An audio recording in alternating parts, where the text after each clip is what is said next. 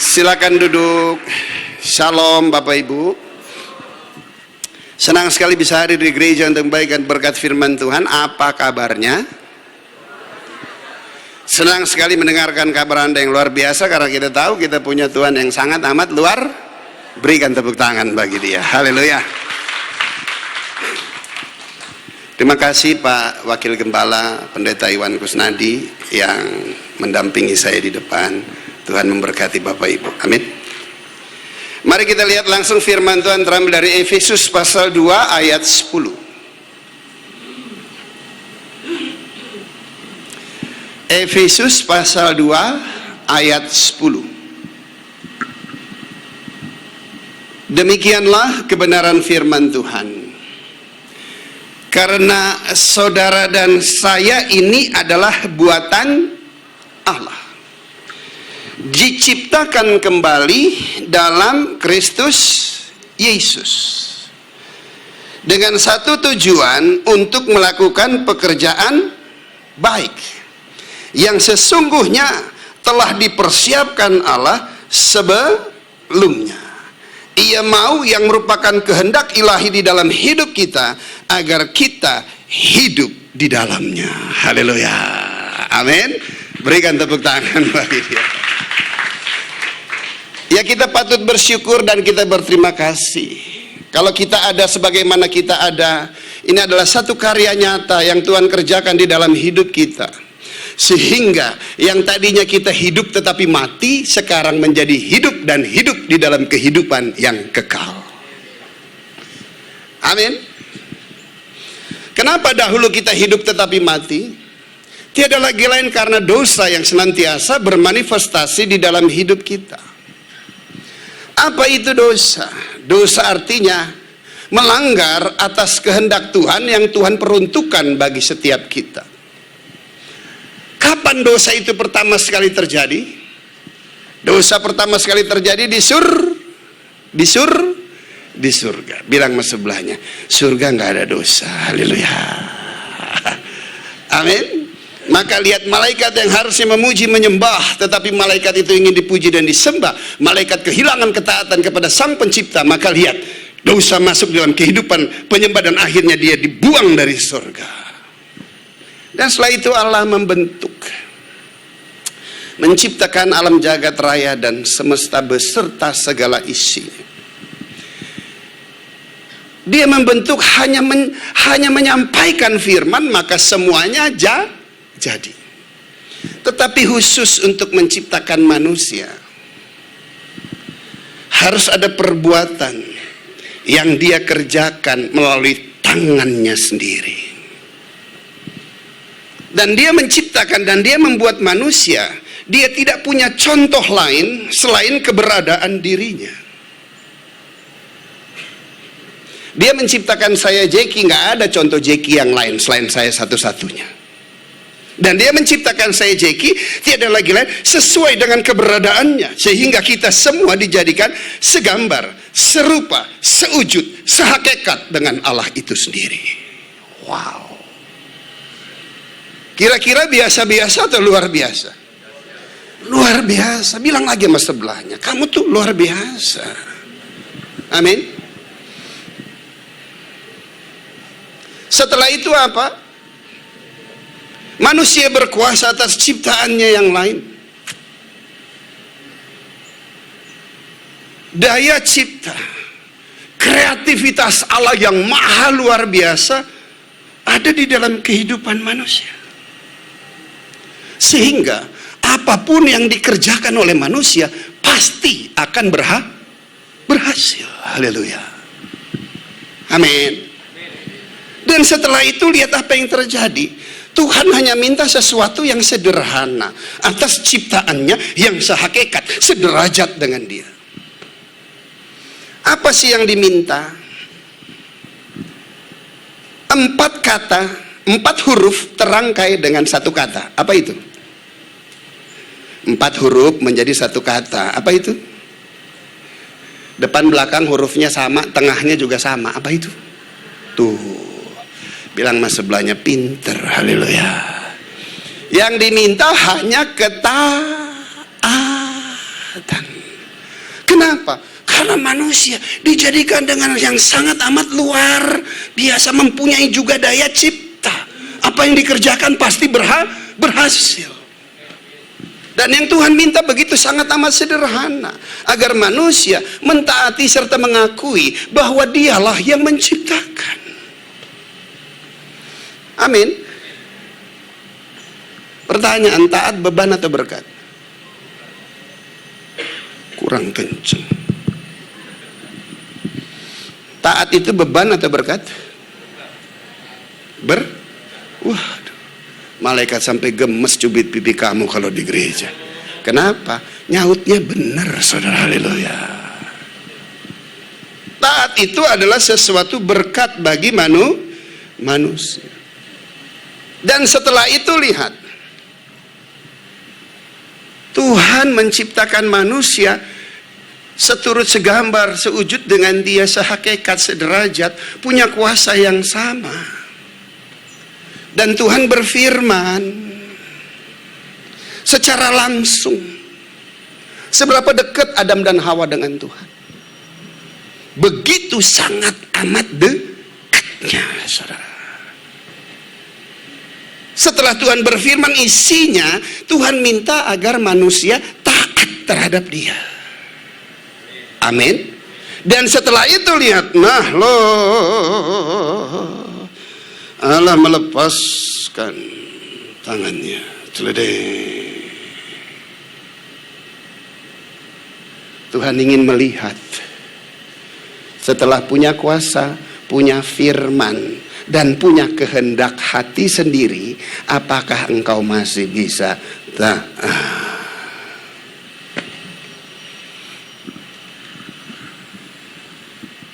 Apa yang terjadi?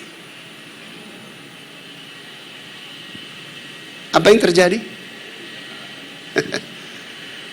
Manusia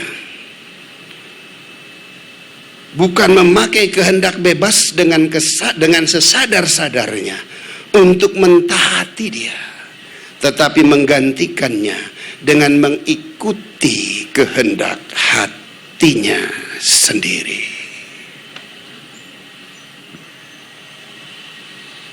Apa yang terjadi? Pada waktu ketaatan diubah dengan kehendak hati manusia sendiri, manusia rentan, rapuh, gak sanggup mampu menolak inspirasi yang jahat, dan yang jahat masuk menguasai. Maka lihat, manusia jatuh di dalam dosa. Perbuatan tangan Allah yang mempunyai kualitas sangat amat baik. Setelah itu orang Belanda bilang kepot. Apa itu kepot? Rusak.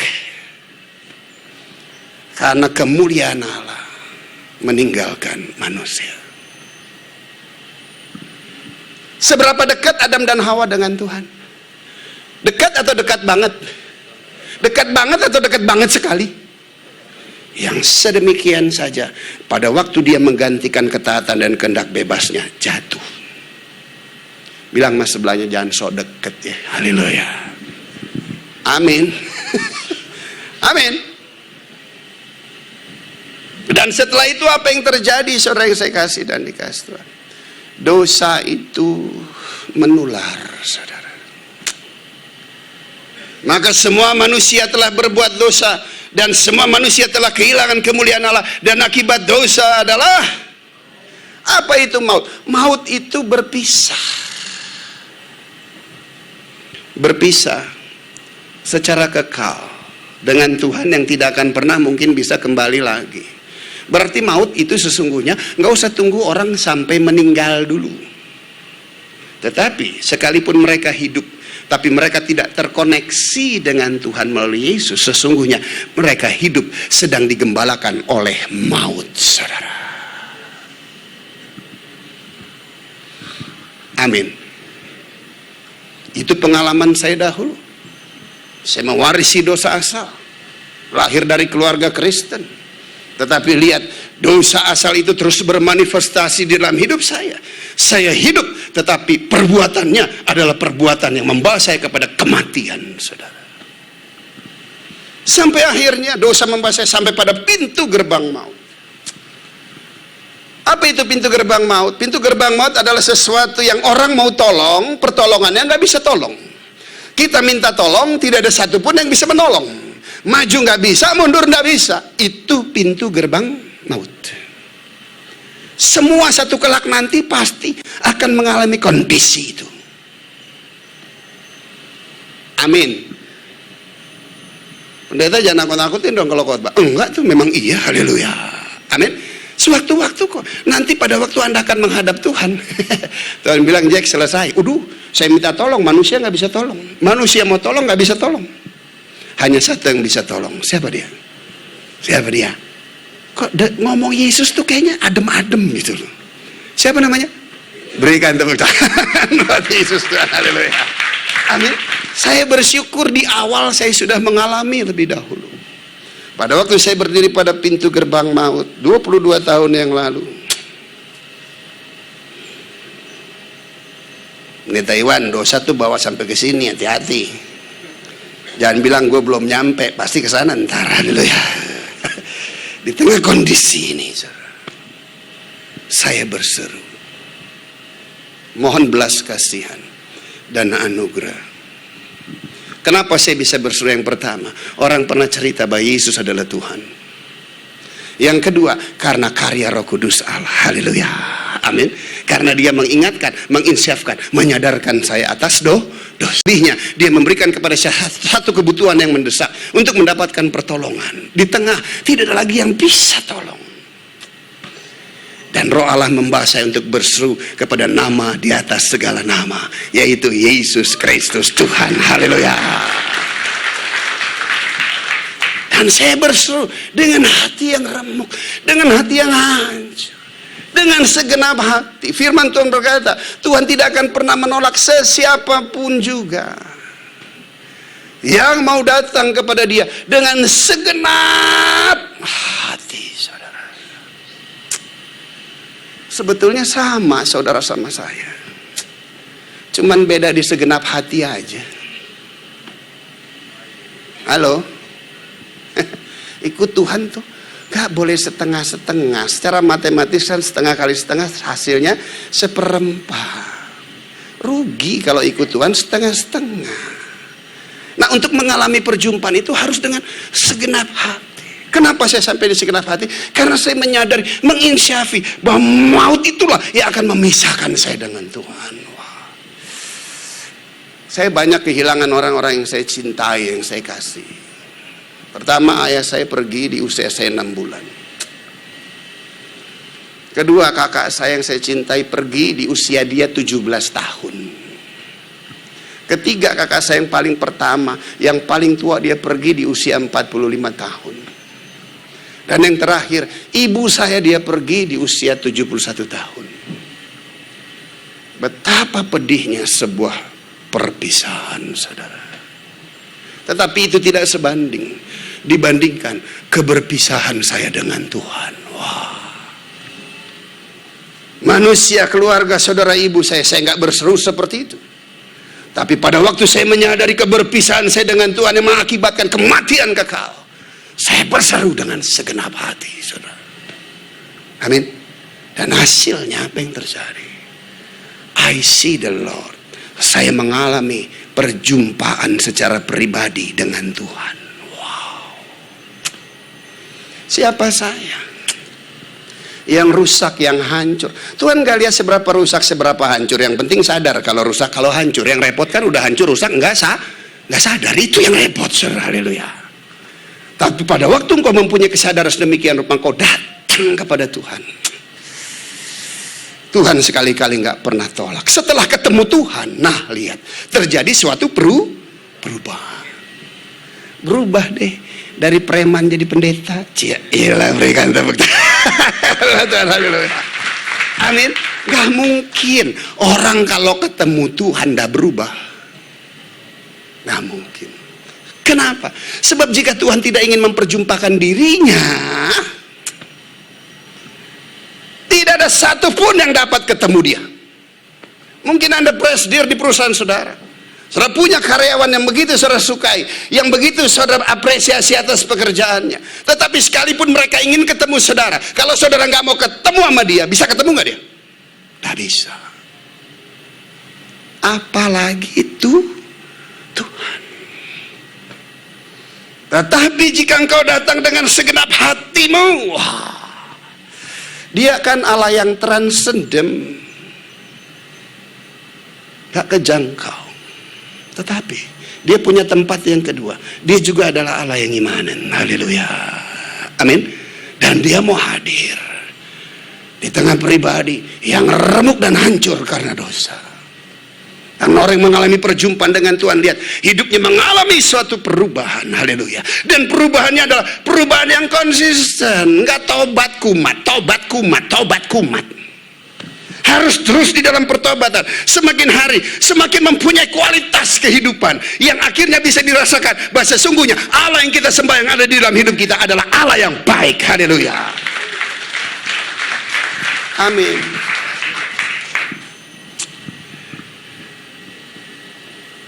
Dia merancangkan pekerjaan-pekerjaan yang baik bagi kita, dan dia mau agar kita hidup di dalamnya. Namun lihat, orang mengalami perjumpaan dengan Tuhan, dia tidak melakukan sesuatu yang baik untuk mendapatkan sesuatu pengakuan. No. Orang yang ketemu Tuhan artinya orang yang sudah dibenarkan. Maka lihat, keluarnya pasti semuanya baik, bahkan sangat amat baik. Kita nggak perlu lagi pengakuan, sebab kita sudah menjadi pribadi orang benar. Sebab pada hakikatnya manusia itu harus baik. Kalau manusia kehilangan kebaikannya, maka sesungguhnya manusia itu sedang kehilangan kemanusiaannya. Saudara rasa gak sih di sebelah saudara masih orang tuh? Halo? Bilang mas sebelahnya, baiklah kamu. Haleluya, amin.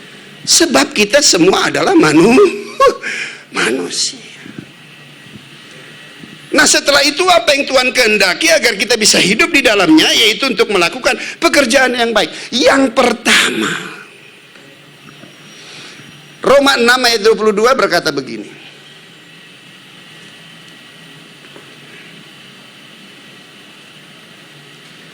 Roma 6 ayat 22.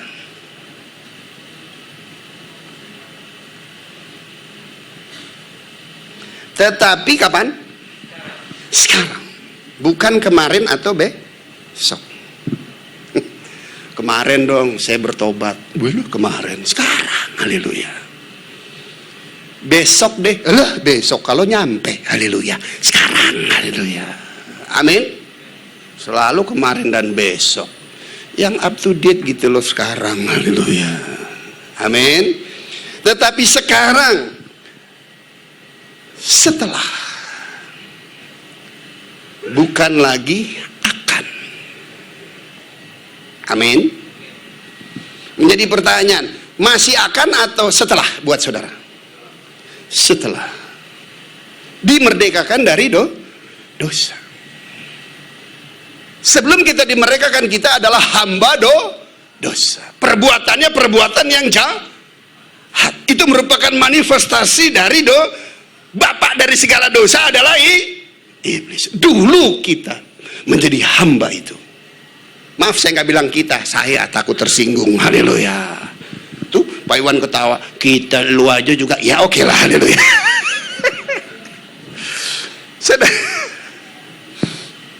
Yesus memerdekakan saya.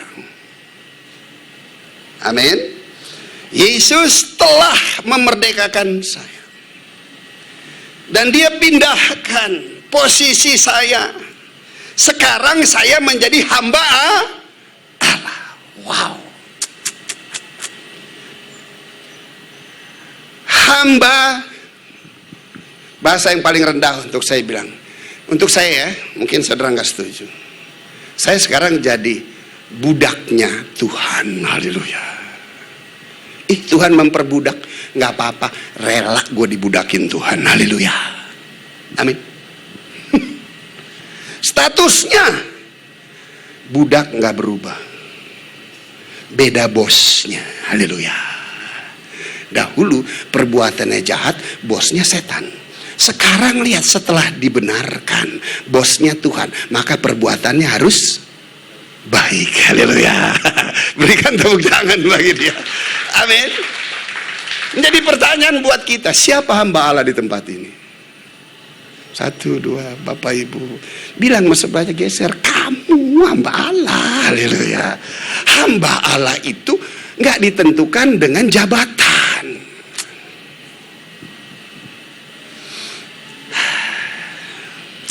Banyak pendeta sini takut tersinggung.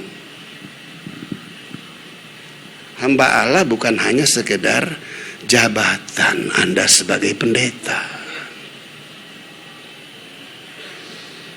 Gak berani menghakimilah hari-hari ini. Haleluya. Amin. Hamba Allah artinya, lihat, orang yang memperhambakan dirinya kepada Allah. Apa itu Allah? Pada mulanya adalah firman. Firman itu bersama-sama dengan Allah, dan firman itu adalah Allah itu sendiri yang telah berinkarnasi menjadi manusia yang kita kenal di dalam nama Yesus, dan di dalam Yesus yang kita lihat adalah kebenaran. Haleluya. Hamba Allah artinya dengan kesadaran yang mendalam, dengan kerelaan serela-relanya, karena menginsyafi dan menyadari hidup yang lama dahulu dan sekarang telah memperoleh hidup yang baru, maka kehendaknya yang paling utama adalah kebenaran di dalam hidupnya. Haleluya. Amin. Ingat ya,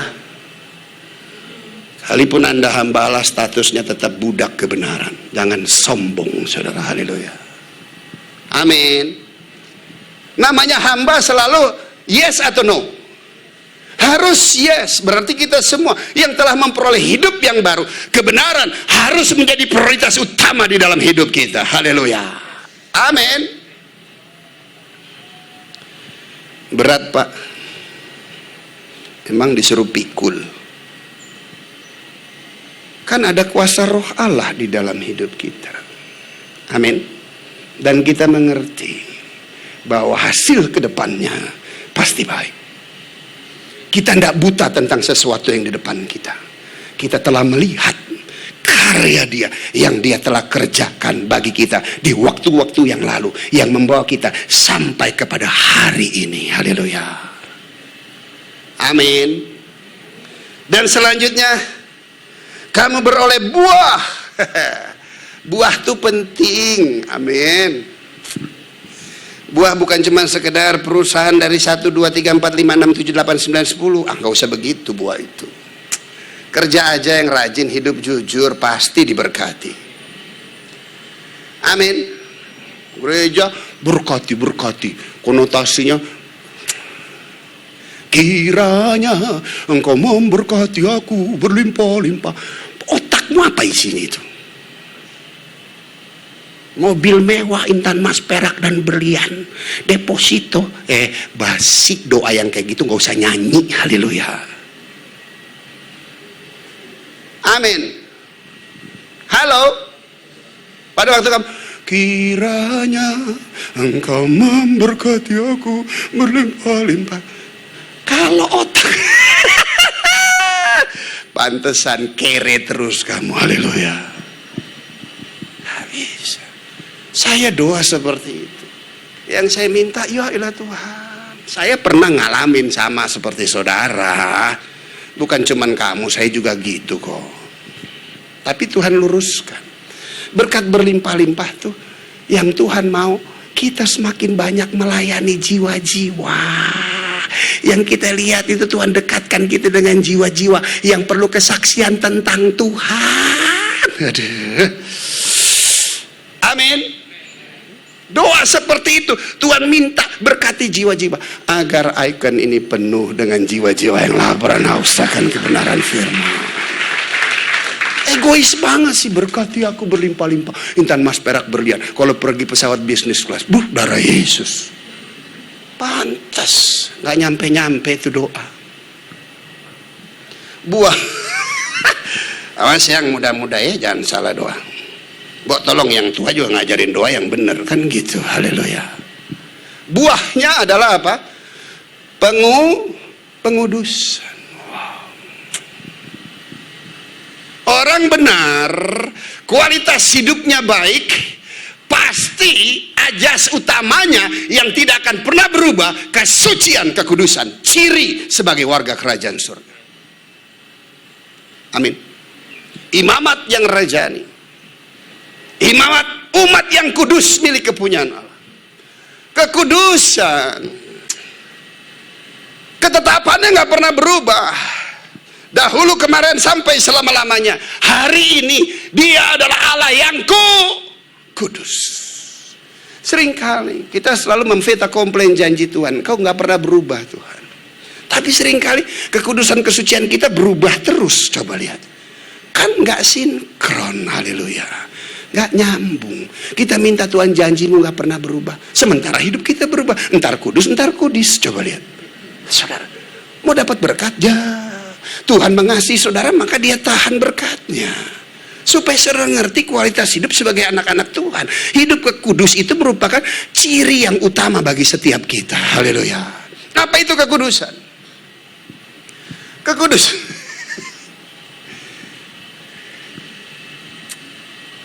Kekudusan gak ditentukan dengan tempat, atribut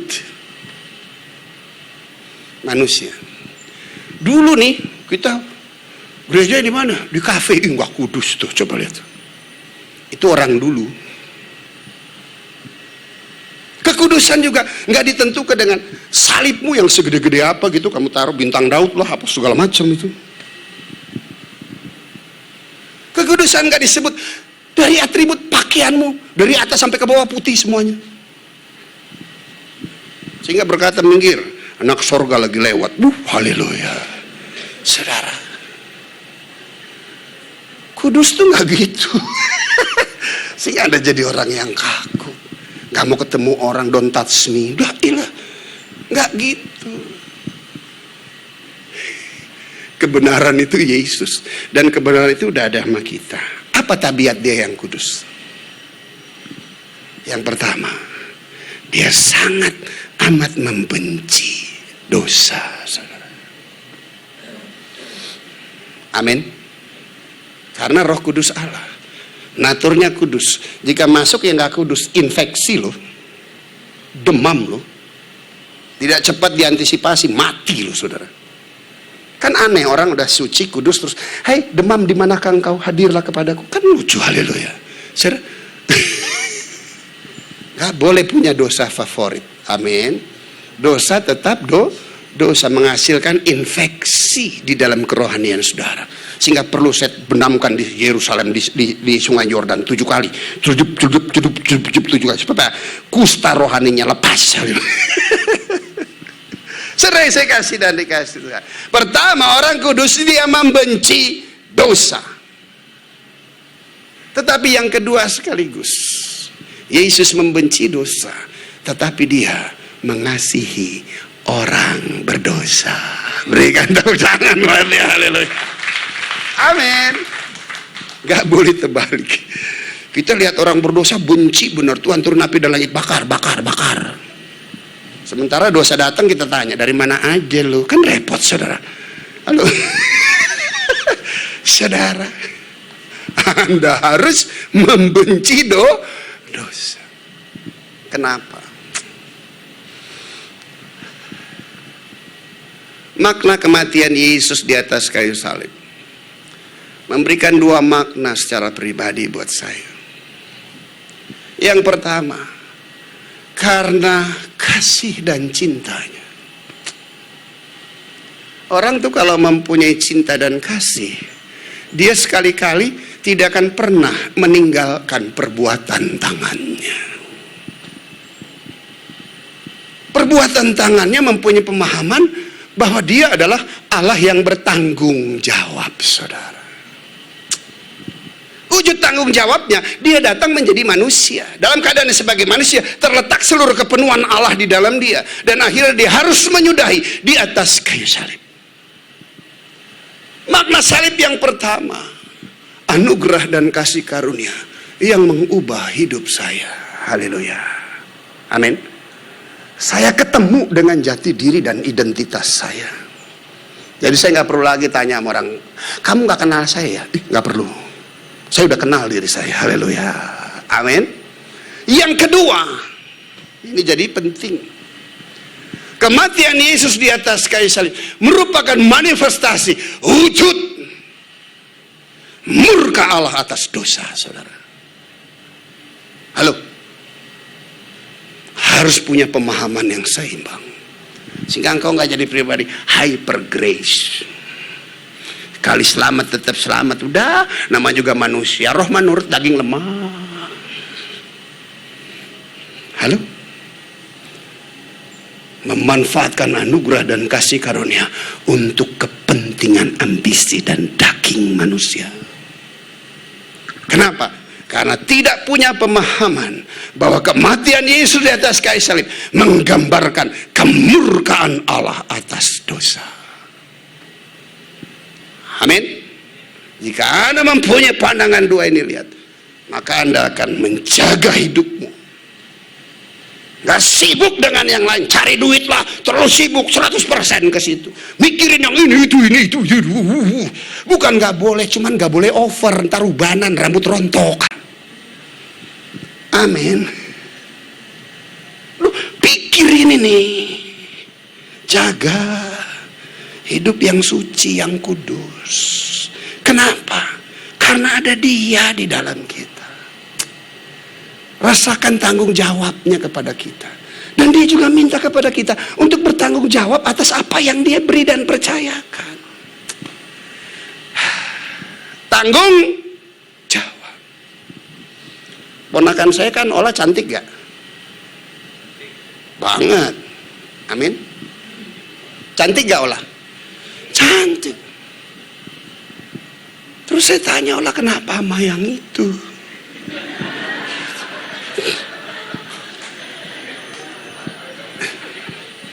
Kan Ola dulu, aduh ampun Ola.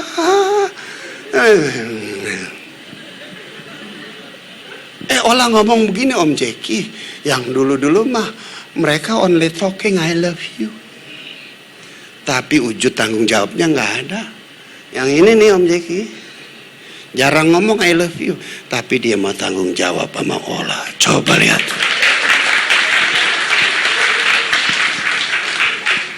Bos jangan so ganteng bos, udah nggak ganteng memang. Tapi yang diperhitungkan Tuhan adalah kamu bertanggung jawab. Berikan tepuk tangan buat dia. Haleluya. Amin. Tanggung jawabnya apa? Ya Om Jeki, Olah tiap gesek diem aja dia. Oh gitu. Salah lagi Olah. Tanggung jawab atas kesucian hidup. Buat saya sih, ya semua yang bersifat fana, come and go, fashion isi, biasa. Tetapi sesuatu yang ilahi itu, yang sanggup mampu mengubah hidup saya. Mungkin buat saudara orang-orang baik biasa lah. Tapi saya orang yang hancur. Itu Baby Oda, Ibu Baby Oda ada tuh, saksinya tuh. Dia dulu sering ke penjara tuh. Nih hasil karya kunjungan. Thank you Bu Baby, I love you. Coba lihat tuh, hancur, bisa jadi begini. Teman-teman tuh pertama dari curiga, akhirnya percaya. Susah. Bagaimana nggak curiga?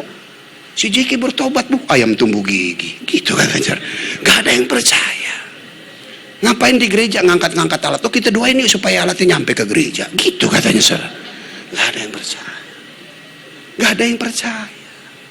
Kakak-kakak saya bilang bertobat, dia berdoa buat saya 17 tahun loh. Begitu saya bilang terima kasih untuk doa sama Enso, sekarang saya bertobat, darah Yesus. Nggak percaya saudara. Dia yang berdoa buat saya, terus termasuk dia yang tidak percaya. Memang kalau perbuatan Tuhan pasti ajaib dan heran. Berikan tepuk tangan buat dia, haleluya. Amin. Dan akhirnya orang bisa lihat. Yang dia lihat apa? Semuanya sama kok. Cuma ada sesuatu yang di dalam itu yang berubah. Haleluya. Amin. Kenapa kita harus jaga hidup kita dan bertanggung jawab? Karena lihat, ada upah. Kesudahannya adalah hidup yang kekal. Gereja gak pernah boleh bergeser dari janji ini. Amin. Apa sih yang membuat saudara tenang dengan damai sejahtera? Satu janji, kepastian untuk waktu yang akan datang, yang tidak pernah berubah. Itu yang menjadi bagian saudara. Haleluya. Jangan geser kepada hal-hal yang sederhana, sehingga orang lupa kepada janji kekal. Hidup kekal bersama-sama dengan dia. Jangan pernah tergeser, terima intan mas perak dan berlian, keluar naik angkot juga, kecewa loh. Haleluya. Kalau mau kaya kerja. Enggak, amin. Amin. Dan kerjanya harus benar. Karena orang beriman itu harus berilmu. Kalau cuman beriman, Baba Panci. Sebaliknya cuman berilmu saja, pulang nggak berani. Yang beriman dan berilmu ada di Makobrimob. Halo. Tetapi dia sudah akan lanjut ke next level. Sementara yang dua tadi, yang satu finish, yang satu bonsai di situ terus. Haleluya. Amin. Saudara mau yang mana? Yang cuman beriman atau yang cuman berilmu? Atau mau beriman dan berilmu? Tuh, kalau masalah mau benar semua. Haleluya. Tinggal penerapan aja. Amin. Jangan pernah bergeser gereja kepada janji kekal. Kesudahan nih dari kita hidup benar, jaga hidup. Kan luar biasa nih jemaat di sini. Ini bar begitu kita datang tutup, saudara. Haleluya. Amin. Kita pakai untuk ibadah. Itu kan satu nyata bukti kuasa. Justru saya meragukan Anda beribadah di tempat ini, tapi malamnya nggak pernah tutup ini gereja. Berarti jangan-jangan habis malam pagi kamu ke sini. Tapi kalau kamu nggak malam ke sini, kamu pakai tempat untuk gereja, bilangin sama bosnya salah pilih, suruh gereja masuk, lu bertobat aja, terima berkat dari surga. Berikan tepuk tangan buat Tuhan. Haleluya. Amin. Nah, untuk itu apa sih yang diperlukan adalah sebuah perubahan. Coba kita Roma 12 ayat 2. Sampai jam berapa ya? Sampai jam 12. Sampai selesai kenapa sih? Emang ada ibadah lagi setelah ini? Enggak kan? Oh, 11:48. Selesai 11:48. Iya. Oke. Selesai 12:48.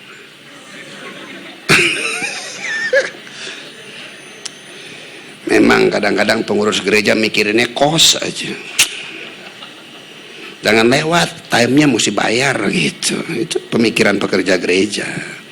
Kita menjemaat enggak, berapa tambah bayar. Haleluya. Amin. Amin. Nah, kalau jemaatnya tambah bayar, pekerja gereja mikir bayar, pasti klop. Berikan tepuk tangan. Iyalah, dulu waktu berdosa aja duit hambur-hambur buat dosa mau. Masa sekarang tuh pekerjaan Tuhan nggak mau? Jangan norak banget. Amin. Amin. Saya nggak berani ngomongin hadap saudara, saya lihat firman aja supaya aman. Roma 12 ayat 2. Bapak Ibu, kalau irit itu hikmat, tapi kalau pelit itu spirit loh, saudara. Haleluya. Manusia harus irit, tapi nggak boleh medit, saudara. Haleluya. Amin. Jangan ketawa, bertobat. Haleluya. Janganlah kamu menjadi apa? Serupa kembali dengan dunia ini. Tetapi lihat, berubahlah oleh pembaharuan budimu, sehingga apa katanya? Kamu dapat membedakan manakah kehendak Allah, apa yang baik, yang berkenan kepada Allah, dan yang sempurna. Saya bacakan dalam terjemahan yang lain. Jangan meniru lagi tingkah laku dan kebiasaan dunia ini yang merupakan hidup masa lalu kita. Ya, melainkan jadilah orang dengan suatu kepribadian yang sama sekali baru dalam segala perbuatan dan pikiran, saudara. Haleluya. Amin. Niscaya hasilnya saudara dan saya akan mengerti dari pengalaman sendiri bahwa jalan-jalan Allah, jalan-jalan kebenaran itu adalah jalan yang sempurna. Dan jika Anda menempuhnya, Anda akan memperoleh sungguh-sungguh memuaskan jiwa saudara. Wow. Amin. Saya pribadi yang selalu mencari kepuasan, menguber dan berani membayar harga. Tetapi yang diberikan dunia tidak bisa membawa saya sampai pada pintu gerbang maut. Tapi begitu ketemu dia, dia percayakan dirinya kebenaran, ada rohnya memberikan hikmat dan pemahaman sehingga bisa memilah antara yang baik dengan yang benar, dan dia memberikan kepada satu kebutuhan untuk melakukan yang benar. Dan saya berjalan di jalan-jalan yang asing, gelap. Kau pikir jalan sama Tuhan terang banget? Enggak, gelap semuanya. Kamu yang terang. Haleluya. Amin. Amin. Kalau jalan-jalan yang lama, kelabing, obat, itu gue tahu. Tapi jalan Tuhan gak ngerti, saudara. Gak ngerti. Gelap. Hidupku bukan melihat, tapi percaya. Haleluya. Jalan. Ada kendala, ada masalah, tapi terus Tuhan lindungi. Dan pada waktu kebenaran itu dimanifestasikan, dan saya tahu bahwa saya ada di dalam jalan yang benar. Wah, saya puas, saudara. Anda harus sampai ke level ini. Amin. Sehingga intan, emas, perak, dan berlian udah enggak lagi memberikan kepuasan kepada saya, saudara. Inti khotbah saya, tujuannya agar jemaat bisa melihat karya Tuhan dalam hidup saya. Saya tidak ingin mengalihkan fokus jemaat dengan perak, berlian, saudara, jam tangan 500, sepatu diinjak 200 juta, jalan malu. Enggak. Karena bukan di situ lagi kepuasan saya. Dan saya nggak pakai, kenapa? Ya karena memang nggak punya. Haleluya. Halo, lo diri saya nggak ditentukan dengan itu semua. Diri saya ditentukan dengan saya sebagai anak Tuhan. Kepuasan saya pada waktu saya bisa berjalan di dalam jalan kebenaran, saudara. Istri satu, nggak buka cabang. Haleluya. Amin. Amin. Pendeta yang model gini nggak punya gaji, memberi kembalikan persepuluhan, saudara. Tapi lihat keluarga sampai hari ini yang nggak gede-gede banget sih, tinggal di apartemen 2 kamar. Aduh, kenapa Batak ketemu Manado harus ditaruh di tempat begitu? Kenapa? Pasti ada konfliknya, ya kan? Batak Manado nggak konflik, bohong. Haleluya. Amin. Pendeta juga kan orang. Haleluya. Nggak ada tuh sayang. Firman Tuhan berkata, tunduklah istri terhadap suami. Terus istri bilang, hei suami, sepedamu nggak terhalang, janganlah berlaku kasar terhadap istri. Begitu? Oh, enggak. Nggak gitu-gitu, nggak drama, nggak teatrikal, nggak ribut. Haleluya. Amin. Lo gimana nggak ribut? Atau dia ngomong, di mana aku bikin. Saya bilang, lo nggak bikin apa-apa dari tadi. Haleluya. Maksudnya di mana aku bikin, di mana aku taruh. Ya ilah, saya orang Jakarta, bikin sama taruh punya pemahaman yang beda, sayang. Nah, kau ini begitu. Haleluya. Ribut gak? Ribut. Biasa aja, nggak usah dikamuflase. Namanya rumah tangga, masa bulan madu, masa konflik, masa pendewasaan. Haleluya. Yang penting apa yang dipersatukan Tuhan tidak boleh dipisahkan. Apalagi buka cabang, nggak boleh. Haleluya. Amin. Puas. Nggak ada satupun yang bisa memuaskan saudara selain daripada berjalan di dalam jalan kebenaran. Lihat dong tampang orang puas tuh. Coba berdiri sini Pastor Iwan. Jangan. Amin.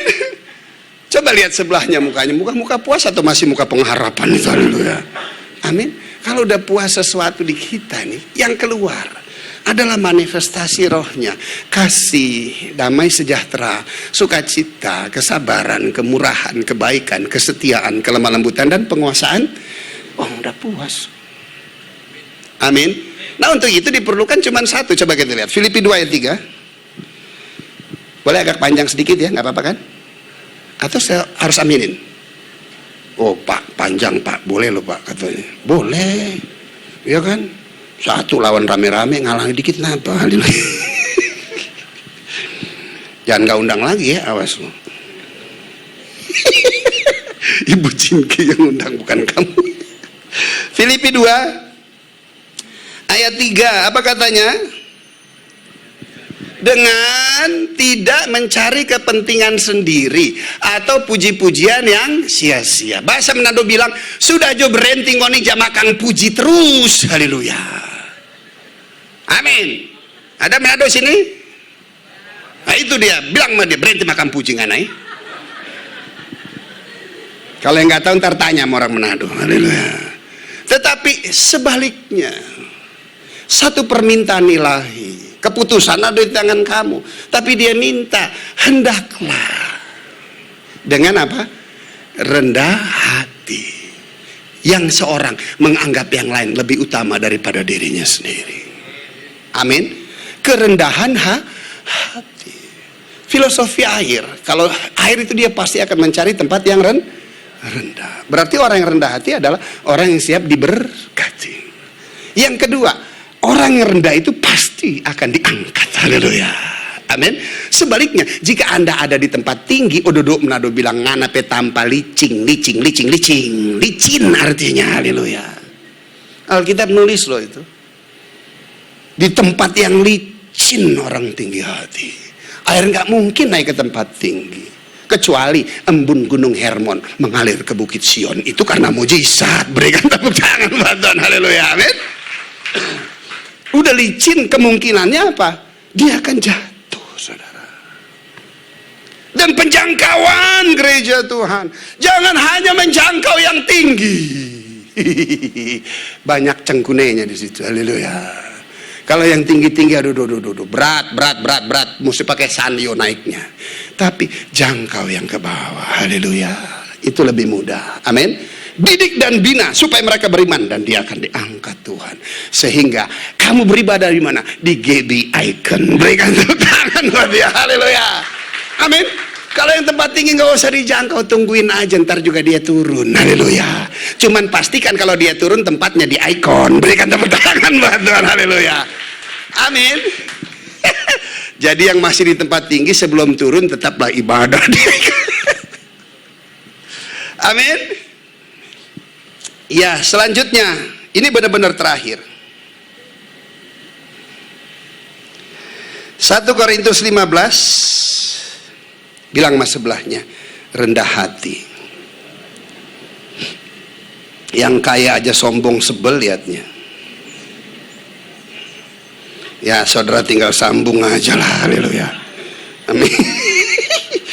Orang Manado paling serem. Kalau bilang henyong, orang kaya nih boleh sombong, apalagi ngana tuh miskin mau sombong. Memang orang Manado karena dia makan ikan terus, memang ya, terus ngomongnya pinter. Dia bilang, pendeta, kita leso miskin, cuman itu yang kita punya, masa nggak boleh katanya. Aduh, Manado. Puji Tuhan saya bertobat. Haleluya. 1 Korintus 15 ayat 58. So miskin deh sombong. Terus dia nyaut lagi, cuman itu kok yang kita punya, katanya gitu. 1 Korintus 15 ayat 58. Karena itu suatu nasihat dari firman, saudara-saudaraku yang kekasih, berdirilah teguh, jangan goyah, dan giatlah selalu dalam pekerjaan Tuhan, sebab kamu tahu bahwa dalam persekutuan dengan Tuhan jerih payahmu tidak sia-sia. Amin. Terus giat dalam melayani Tuhan. Berdiri teguh, bukan gak ada tantangan banyak. Saya secara pribadi, tantangan itu bukan keluar, tantangan ke dalam, apalagi di dalam dunia melayani. Kita pelayanan punya konstitusi sendiri yang gak bisa dilanggar, yaitu kebenaran. Tapi kadangkala pelanggaran-pelanggaran itu seringkali terjadi. Dan yang lebih repot yang terjadi seringkali di tempat yang tinggi, yang merupakan otoritas yang kita harus tunduk dan taat. Tetapi anak-anak Tuhan sekali-kali tidak boleh menentang otoritas yang ada di atas kita. Akhirnya gimana? Ada kegelisahan di dalam diri saya. Khotbah saya modelnya negur, menasihati, memberikan jalan keluar. Nah kalau pas ketegur pemimpin, nanti disangka mendiskreditkan dia, kan repot. Akhirnya saya berdoa untuk tahun 2017. Tuhan tahu hati saya kemana. Menolak jadwal nggak mungkin lah Tuhan. Dijadwalin beban buat saya. Tuhan tolong. Apa yang terjadi? Teman-teman juga ngeledek, masih setia aja lo di situ. Lah, mau kemana lagi? Kesetiaan itu bukan tergantung tempat dan siapa yang pimpin kita. Kesetiaan terhadap Tuhan dan Tuhan mau tempatkan kita di mana. Haleluya. Amin. Ambok lagi. Gak ada yang tahu. Amin. Dan saya berdoa. Teman ngeledek masih setia di sana. Saya doa Tuhan, 2016 masuk ke 2017, kemana Tuhan? Wah, Tuhan itu luar biasa. Akhirnya Tuhan berikan solusi kepada saya. Selama tahun 2017 ini, hampir setiap bulan Tuhan ketemukan saya dengan travel, dan travel itu minta kepada saya untuk menjadi pembina rohani yang tetap, sehingga setiap bulan berangkat ke Israel. Saudara, haleluya. Jadi setiap pemimpin tanya, di mana Jeki? Berangkat ke Israel. Oh yaudah, gak usah dijadwalin. Amin. Coba lihat, kalau kita datang kepada Tuhan, konflik apapun, terlebih lagi dengan pemimpin, Tuhan pasti akan memberikan solusi yang terbaik. Dan kita tetap mempunyai hubungan yang baik. Berikan tepuk tangan buat dia. Haleluya. Tuhan memberkati. Amin. Boleh satu lagu? Oke. Saudara diberkati. Amin. Makasih jadi berkat.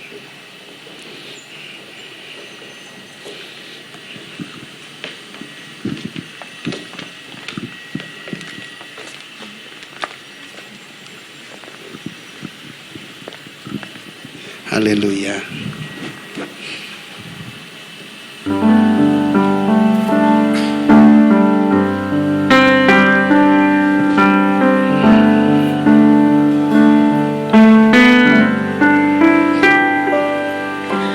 Kemanakah aku dapat pergi menjauhi roh-Mu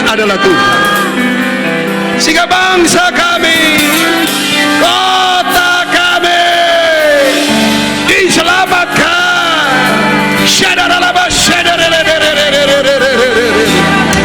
Haleluya, haleluya, haleluya.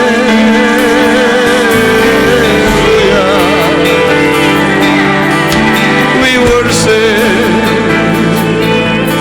kami sembah, kami sembah Kau. Tiada yang lain.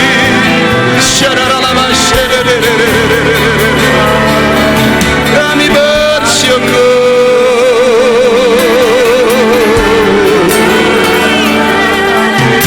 Haleluya. Terima kasih. Hadirat-Mu memberikan kekuatan baru bagi kami. Terima kasih Tuhan, Allah. Terus Roh Kudus lebih dalam lagi. Cengkeram kami dengan kuasa-Mu. Laminasi kami semua dengan kuasa-Mu ya Tuhan. Terima kasih Bapa. Terima kasih, terima kasih, terima kasih. Engkau luar biasa. Haleluya,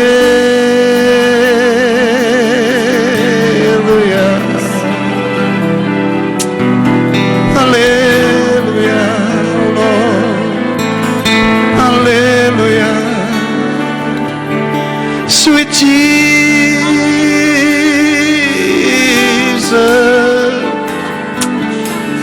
Haleluya, Allah. Biarlah kerinduan hati Tuhan menjadi kerinduan kami semua. Terima kasih Tuhan. Terima kasih. Pengurapan Allah menyertai hidupmu. Ada jubah urapan di dalam hidupmu. Kau disebut sebagai imam Tuhan. Dinamai pelayan Allah kita. Kau akan menikmati kekayaan bangsa-bangsa dan memegahkan diri dengan segala harta benda mereka. Keturunanmu akan terkenal di antara bangsa-bangsa. Anak cucumu di tengah-tengah suku-suku bangsa, sehingga semua orang melihat mereka akan berkata dan mengakui bahwa mereka semua adalah keturunan yang diberkati Tuhan. Terima kasih Tuhan. Sembuhkan yang sakit, bebaskan yang terikat dan terbelenggu, kembalikan sukacita Allah di dalam setiap kehidupan kami. Terima kasih Bapa.